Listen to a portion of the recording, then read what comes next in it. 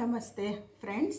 ಇವತ್ತು ನಾನು ಅಲೋವೆರಾ ಗಿಡವನ್ನು ಮನೆಯಲ್ಲಿ ಏನಕ್ಕೆ ಕಟ್ಟಬೇಕು, ಯಾವಾಗ ಕಟ್ಟಬೇಕು, ಯಾವ ದಿನ ಕಟ್ಟಬೇಕು ಅನ್ನೋದನ್ನು ನಾನು ನಿಮಗೆ ಹೇಳ್ತೀನಿ. ಇದನ್ನು ಕಟ್ಟೋದ್ರಿಂದ ತುಂಬ ಲಾಭ ಇದೆ ಅನ್ನೋದನ್ನು ನಾನು ನಿಮಗೆ ತಿಳಿಸ್ಕೊಡ್ತೀನಿ. ನಾವು ಫಸ್ಟು ಅಲೋವೆರಾ ಗಿಡವನ್ನು ಪೂರ್ತಿಯಾಗಿ ತಗೋಬೇಕು. ಈ ರೀತಿ ಒಣಗಿರುವಂಥ ಎಲೆ ಇದ್ದರೆ ಅದನ್ನು ತೆಗೆದು ಹಾಕ್ಬಿಡ್ಬೇಕು. ಇಲ್ಲ ಅಂದರೆ ಬೇಗ ಅದು ಒಣಗೋಗ್ಬಿಡುತ್ತೆ.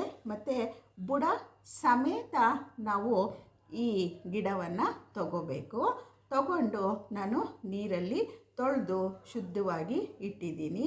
ನೀವು ಸಹ ನೀರಲ್ಲಿ ತೊಳೆದು ಶುದ್ಧವಾಗಿ ಇಡಿ. ಮತ್ತು ಬುಡ ಸಮೇತ ತಗೊಳ್ಳಿ. ಇದನ್ನು ಬುಡನೂ ಸಹ ಚೆನ್ನಾಗಿ ತೊಳೆದ್ಬಿಟ್ಟು ಇದಕ್ಕೆ ನಾನು ಗಂಧವನ್ನು ಕಲಸಿಟ್ಕೊಂಡಿದ್ದೀನಿ. ಗಂಧ ಮತ್ತು ಅರಿಶಿನ, ಕುಂಕುಮ ಎಲ್ಲವನ್ನು ಸಹ ನಾವು ಇದಕ್ಕೆ ಇಡಬೇಕು. ಇದನ್ನು ಯಾವತ್ತು ಮಾಡಬೇಕಪ್ಪ ಅಂತ ನಿಮಗೆ ಡೌಟ್ ಇರುತ್ತೆ.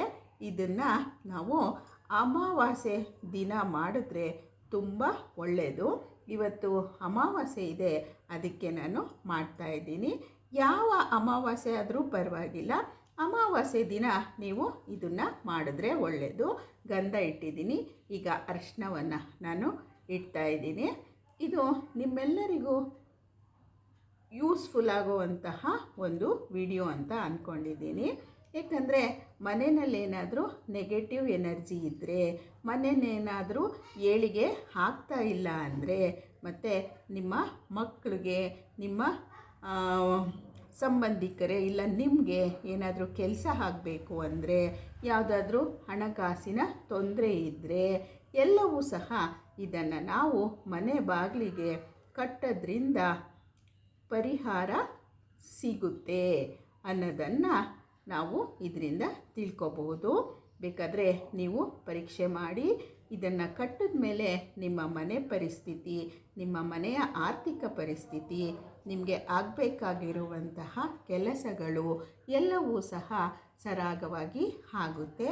ಈ ರೀತಿ ನಾವು ಅರಿಶಿನ ಕುಂಕುಮವನ್ನು ಬುಡಕ್ಕೂ ಸಹ ಇಡಬೇಕು. ಈ ರೀತಿ ನಾವು ಇಟ್ಬಿಟ್ಟು ಇದನ್ನು ಬಾಗಿಲಿಗೆ ಕಟ್ಟಬೇಕು. ನೋಡಿ, ಈ ಥರ ಉದ್ದವಾಗಿರುವಂಥದ್ದನ್ನೇ ತೊಗೊಂಡ್ರೆ ಒಳ್ಳೆಯದು. ತುಂಬ ಚಿಕ್ಕದು ತೊಗೊಂಡ್ರೆ ಬೇಗ ಒಣಗೋಗ್ಬಿಡುತ್ತೆ. ಮತ್ತೊಂದು ವಿಷಯ ಏನಪ್ಪ ಅಂದರೆ, ಇದು ಚಿಗುರುತ್ತಾ ಬಂದರೆ ನಮ್ಮ ಮನೆ ಅಭಿವೃದ್ಧಿ ಆಗ್ತಾ ಇದೆ ಅಂತ ಲೆಕ್ಕ. ಆದರೆ ಇದು ಒಣಗಿಬಿಟ್ರೆ ಏನೋ ಪ್ರಾಬ್ಲಮ್ ಬರೋ ಸೂಚನೆ ಅಂತ ತಿಳ್ಕೊಬೇಕು.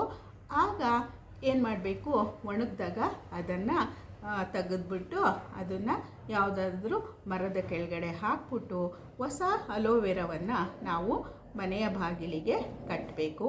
ಮನೆ ಬಾಗಿಲು ಅಂದರೆ ಹೊರಗಡೆ ಅಲ್ಲ, ಮನೆಯಿಂದ ಒಳಗಡೆ ನಾವು ಇದನ್ನು ಕಟ್ಟಬೇಕು. ಈ ಕಟ್ಟೋದಕ್ಕೆ ನಾನು ದಾರವನ್ನು ತಗೊಂಡಿದ್ದೀನಿ. ಒಂದು ಬಿಳಿ ಬಟ್ಟೆಯಲ್ಲಿ ನಾನು ದಾರವನ್ನು ಶುದ್ಧವಾಗಿ ಹೊಲ್ಕೊಂಡಿದ್ದೀನಿ. ಟೈನ್ ದಾರದಲ್ಲೆಲ್ಲ ಕಟ್ಟಲ್ಲ, ಯಾಕಂದರೆ ಯಾವ್ಯಾವ ಥರ ಅವರು ಮಾಡಿರ್ತಾರೋ ಗೊತ್ತಿಲ್ಲ. ಒಗೆದಿರೋ ಹೊಸ ಬಟ್ಟೆಯನ್ನು ತಂದು ಅದಕ್ಕೆ ನೀರು ಹಾಕ್ಬಿಟ್ಟು ನಾನೇ ಹೊಲ್ದಿರುವಂತಹ ದಾರ. ಇದನ್ನು ನಾವು ಈ ಗಿಡಕ್ಕೆ ಕಟ್ಟಬೇಕು. ಯಾವ ರೀತಿ ಈ ಗಿಡಕ್ಕೆ ಕಟ್ಟಬೇಕಪ್ಪ ಅಂದರೆ, ನೋಡಿ, ಈ ಗಿಡವನ್ನು ಬುಡದಲ್ಲಿ ನಾವು ಈ ರೀತಿ ಸೇರಿಸ್ಬಿಟ್ಟು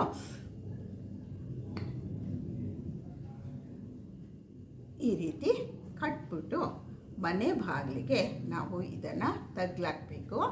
ಇದು ನಿಮಗೆ ತಗ್ಲಾಕಕ್ಕೆ ಆಗಲಿಲ್ಲ ಅಂದರೆ, ನಿಮ್ಮ ಮನೇಲಿ ಯಾರಿರ್ತಾರೋ, ಯಾರು ಸ್ನಾನ ಮಾಡಿ ಮಡಿಯಾಗಿರ್ತಾರೋ ಅವ್ರ ಕೈಲಿ ಇದನ್ನು ನೀವು ಮನೆ ಬಾಗಿಲಿಗೆ ಕಟ್ಟಿಸ್ಬೋದು.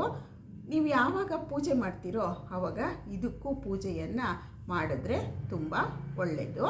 ನಿಮ್ಮ ಮನೆಯಲ್ಲಿ ಅಂಕೋಲೆ ಕಡ್ಡಿ ಎಲ್ಲ ಕಟ್ಟಿರ್ತೀರ, ಅದೇ ರೀತಿ ಇದನ್ನು ಸಹ ನೀವು ಕಟ್ಟಿದ್ರೆ ನಿಮ್ಮ ಮನೆಯಲ್ಲಿರುವ ನೆಗೆಟಿವ್ ಎನರ್ಜಿ ಎಲ್ಲ ಹೋಗುತ್ತೆ. ನಿಮ್ಮ ಮನಸ್ಸಿಗೆ ನೆಮ್ಮದಿ ಸಿಗುತ್ತೆ.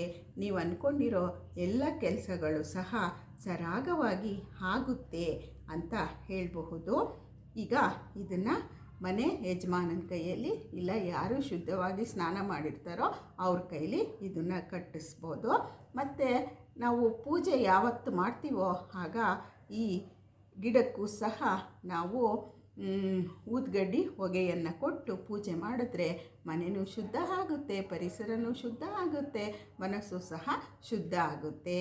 ಅದಕ್ಕೋಸ್ಕರ ಮನೆಯಲ್ಲಿ ನಾವು ಅಲೋವೆರಾ ಗಿಡವನ್ನು ಕಟ್ಟಬೇಕು ಅಂತ ಹೇಳ್ತೀನಿ. ಈ ವಿಡಿಯೋ ನಿಮಗೆಲ್ಲ ಇಷ್ಟ ಆಯಿತು ಅನಿಸುತ್ತೆ. ಇಷ್ಟ ಆದರೆ ಒಂದು ಲೈಕ್ ಮಾಡಿ, ಶೇರ್ ಮಾಡಿ, ಕಮೆಂಟ್ ಮಾಡಿ, ಸಬ್ಸ್ಕ್ರೈಬ್ ಮಾಡೋದನ್ನು ಮರಿಬೇಡಿ. ಬನ್ನಿ ಈಗ ಹೇಗೆ ಕಟ್ಟಿದ್ದೀನಿ ಅಂತ ನಾನು ನಿಮಗೆ ತೋರಿಸ್ತೀನಿ.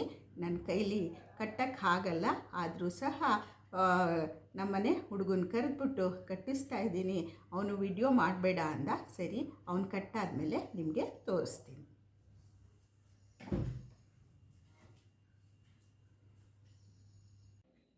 ನೋಡಿ, ಈ ರೀತಿ ನಾನು ಬಾಗಿಲಿಗೆ ಕಟ್ಟಿಸಿದ್ದೀನಿ. ಅಂದರೆ ಮನೆಯ ಒಳಗಡೆ ಇರುವಂತಹ ಭಾಗದಲ್ಲಿ ಈ ರೀತಿ ಕಟ್ಟಬೇಕು. ನಾವು ಪೂಜೆ ಮಾಡುವಾಗ ಇದಕ್ಕೂ ಪೂಜೆ ಮಾಡ್ಕೋಬೇಕು. ಇದೆಲ್ಲ ನಿಮಗೆ ಅರ್ಥ ಆಯಿತು ಅನಿಸುತ್ತೆ. ಈ ವಿಡಿಯೋ ಇಷ್ಟ ಆಗಿದರೆ ಒಂದು ಲೈಕ್ ಮಾಡಿ, ಕಮೆಂಟ್ ಮಾಡಿ, ಶೇರ್ ಮಾಡಿ ಮತ್ತು ಸಬ್ಸ್ಕ್ರೈಬ್ ಮಾಡೋದನ್ನು ಮರಿಬೇಡಿ. ಮನೆಯಲ್ಲೂ ಸಹ ಅಲೋವೆರಾ ಗಿಡವನ್ನು ಬೆಳೆಸಿ ಅದರಿಂದ ಆರ್ಥಿಕವಾಗಿ ಮನೆಯಲ್ಲಿ ಸಬಲ ಆಗೋದಕ್ಕೆ ಕಾರಣ ಆಗುತ್ತೆ. ಅಂದರೆ ಬಲ ಬರುತ್ತೆ ಆರ್ಥಿಕತೆಗೆ, ಅಂದರೆ ಹಣಕಾಸಿಗೆ. ನಮಸ್ತೆ.